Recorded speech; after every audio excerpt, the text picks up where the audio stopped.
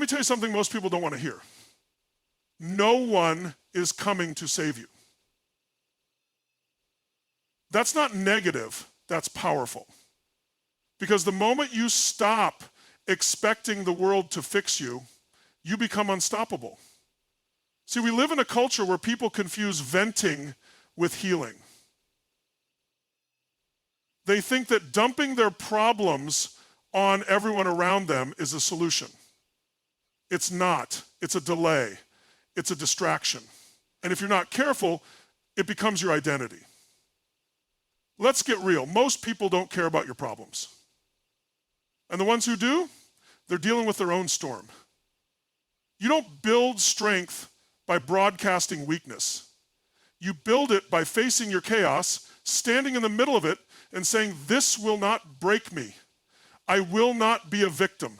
Listen, pain is real. I'm not telling you to pretend you're fine. I'm telling you to transcend it. Use it. Channel it. Because pain is fuel.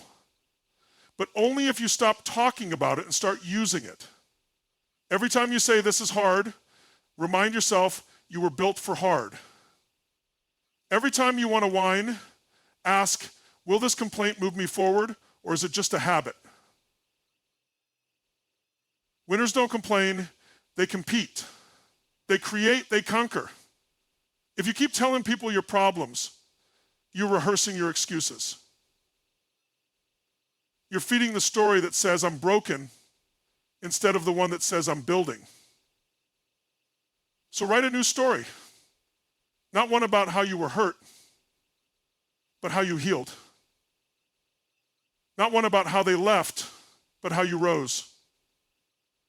Let the silence of your struggle become the roar of your comeback. Let your results speak so loudly that no one ever has to ask what happened.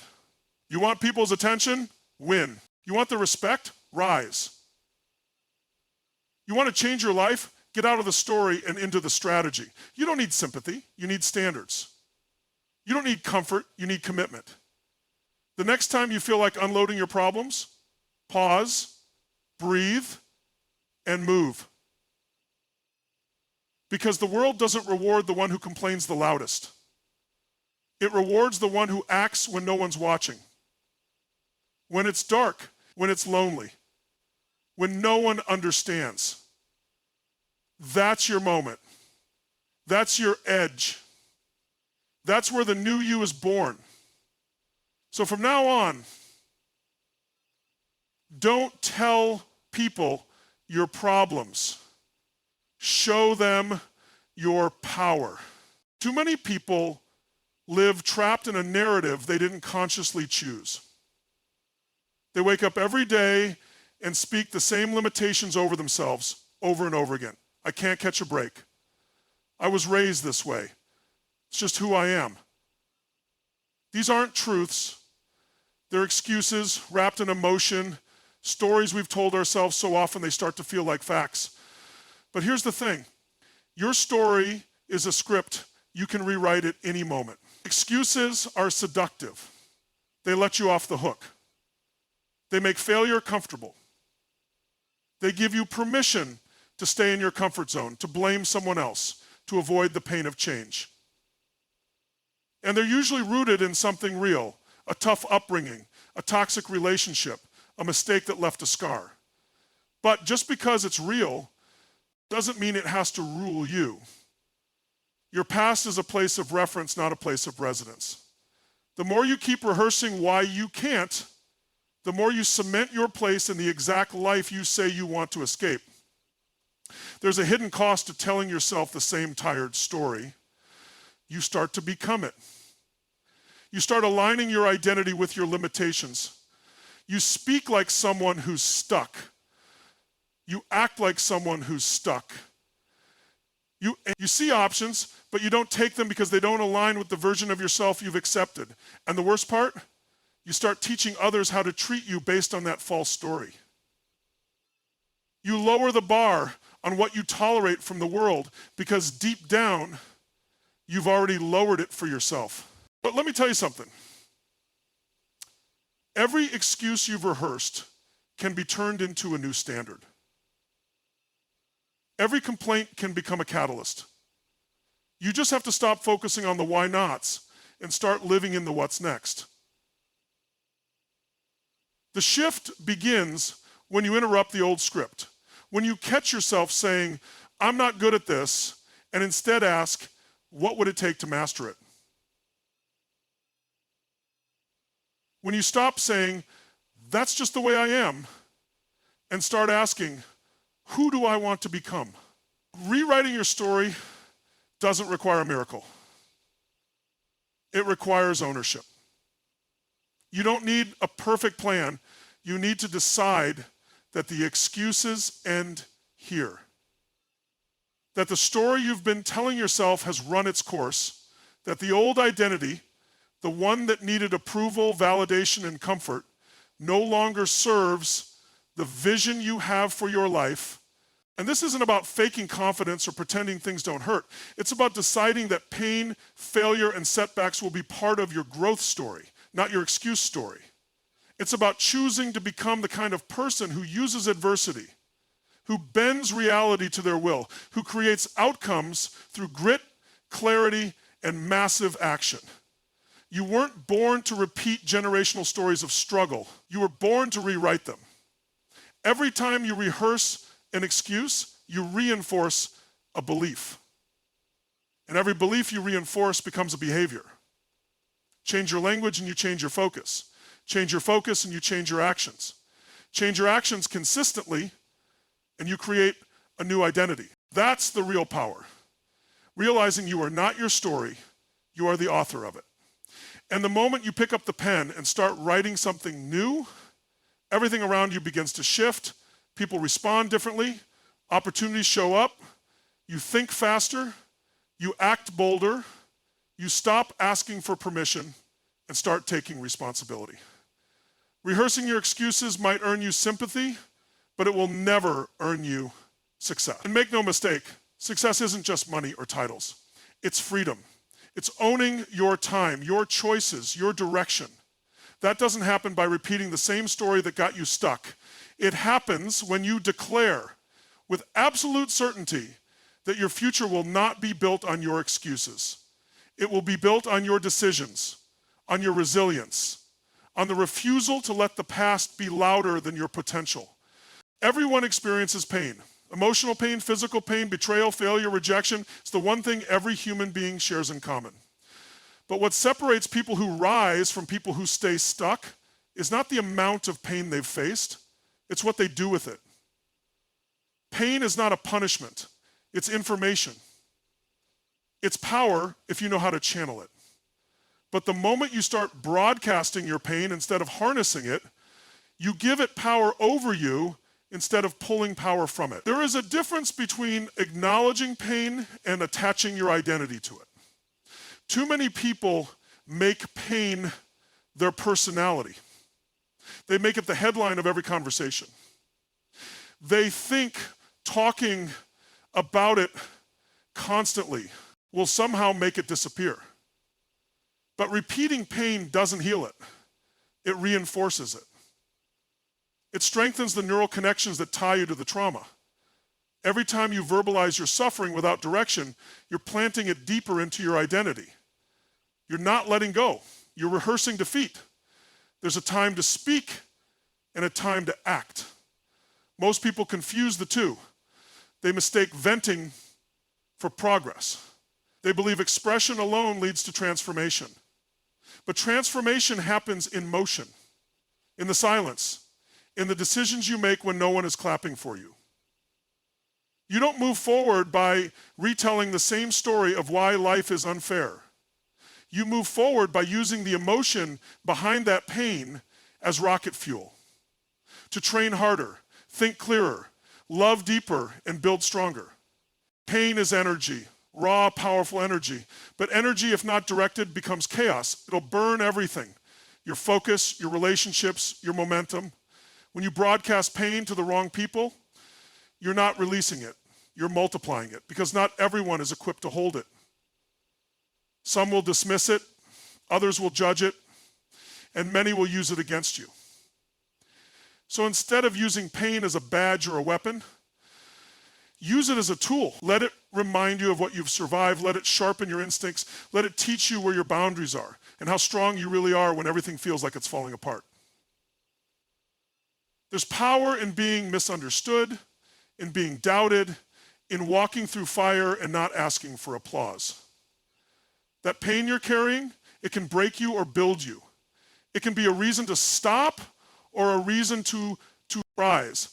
But it won't transform you unless you choose to alchemize it, to turn suffering into strength, loss into wisdom, wounds into fuel. You do that not by shouting your pain, but by converting it into forward movement. Most of the world is addicted to comfort. They want to numb pain, escape it, avoid it. But if you numb pain, you also numb growth. You don't get stronger by skipping struggle. You get stronger by going through it. Head up, eyes open, refusing to let the people you admire, the ones who move with certainty, who walk with fire in their eyes, they didn't get that way by avoiding pain. They became that way because they faced it, owned it, and used it. Pain is a gift when you understand its message. It reveals what matters to you. It exposes where you've been passive, where you've tolerated too much, where you've been out of alignment. But that message is only useful if you listen and then do something about it. Talking about it won't make it leave. Acting on it will. Pain loses its grip when it sees you moving anyway. When it sees that it can't paralyze you anymore. When it sees that no matter how much it stings, you're still in the game, still building, still chasing, still climbing. Don't confuse being loud with being strong. Some of the strongest people you ever meet are the ones who suffer in silence and still show up every single day. Not because they're trying to hide it, but because they've already chosen to be more than what hurt them. Chosen to stop feeding the pain and start feeding the mission. They understand that pain is inevitable, but staying stuck is a decision. And they decide day after day to turn that fire inward and let it forge something unshakable. Broadcasting pain might get you temporary attention, but using pain will earn you permanent transformation. Real strength doesn't announce itself. It doesn't cry out for validation or beg for approval. It grows in the dark when no one's watching. When the world has turned its back and you're left with nothing but your will. That's where character is forged. Not in the spotlight, but in the silence. Not when it's easy, but when it's painful, confusing, and lonely. Strength is not about who talks the loudest. It's about who keeps moving when every part of them wants to stop. In today's world, people confuse attention with progress. They post their struggles for likes, hoping sympathy will fill the void where discipline and resilience should live. But sympathy doesn't change your life. Sympathy might feel good in the moment, but it doesn't build habits. It doesn't build results. It builds dependency. Because the more you rely on people feeling sorry for you, the more you shrink your own power to change. And the more you shrink your power, the more you become a prisoner to your problems instead of the architect of your breakthrough. The people who rise are the ones who understand that no one owes them anything. Not support, not understanding, not recognition. They've trained themselves to operate without applause. They've learned to stay focused without external affirmation. They've become warriors of consistency in a world addicted to comfort. While others are looking for someone to lean on, they're building legs strong enough to carry the weight of their vision. They don't collapse when things get hard. They level up. You don't build strength by talking about what you're going to do. You build it by doing it again and again and again and again and again. Even when it's boring, even when you're tired, even when nothing seems to be working. That kind of repetition, that kind of quiet intensity, That's what breeds strength. It's not glamorous. No one sees the early mornings, the setbacks, the nights when you want to quit but don't. But that's where it's happening. In the silence, in the reps, in the invisible choices that shape your future. When you seek sympathy, you give your power away. You're handing the steering wheel of your life to someone else and hoping they'll drive you to your destination. But no one is as invested in your growth as you are supposed to be. You can't outsource discipline. You can't delegate hunger. You either own your process or you stay stuck in someone else's shadow. Strength comes from ownership, not of the outcome, but of the effort. The daily decision to show up, the refusal to fold, the commitment to stay grounded in your vision, even when everything around you feels unstable. Sympathy might offer you a moment of relief, but silence offers you mastery. It forces you to listen to yourself, to face the parts of you that need work. It's in the silence that you meet the truth. And the truth is what sets you free, not comfort, not agreement, not applause. The truth reveals where you've been hiding, where you've been cutting corners, where you've been soft when you needed to be sharp. The people who grow are the ones who are honest enough to admit when they've been weak, not to others, but to themselves, and then do something about it. Strength is forged in friction. It's built when you're under pressure and decide not to break. It's built when you don't get what you want and choose not to complain. It's built when you're alone and you use that time not to feel sorry for yourself, but to prepare, to sharpen, to grow. When everyone else is scrolling, you're studying. When they're sleeping, you're working.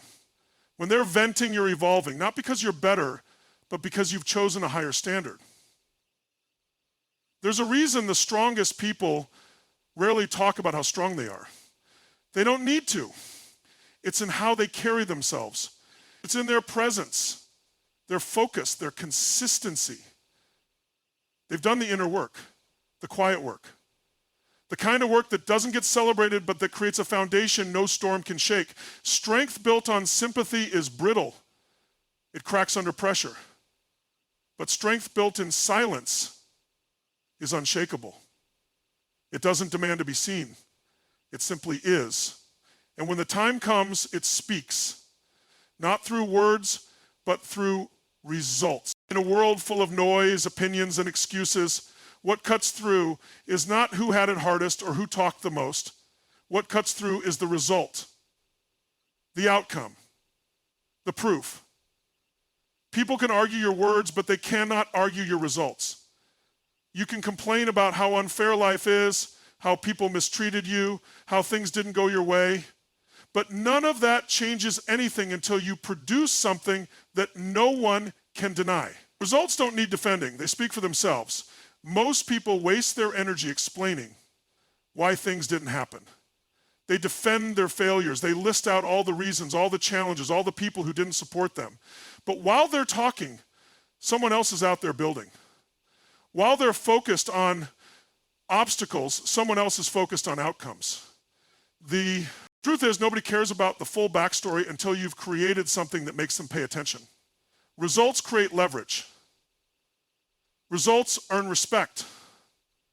They give you a platform where your voice matters because you've proven you can follow through. Complaining is easy. It feels good in the moment. It makes you feel seen, justified, understood, but it doesn't move you forward. It reinforces the idea that the problem is bigger than your ability to solve it. Every time you complain, you strengthen the belief that you're a victim of your circumstances instead of the creator of your circumstances. That belief kills momentum.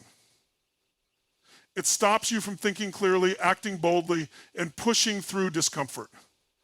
People who get results don't waste time pointing fingers. They take ownership. Even when it's not their fault, they take responsibility because they know that's the only place power lives. Blame is easy. Responsibility is rare. But responsibility is where results come from. You don't control everything, but you control how you respond. And in that response lies your next level. When you stop complaining and start executing, everything changes. You start getting feedback from the world based on your actions, not your stories. Success doesn't come to the most vocal, it comes to the most disciplined. It comes to the people who are too busy working on their craft to worry about how things look.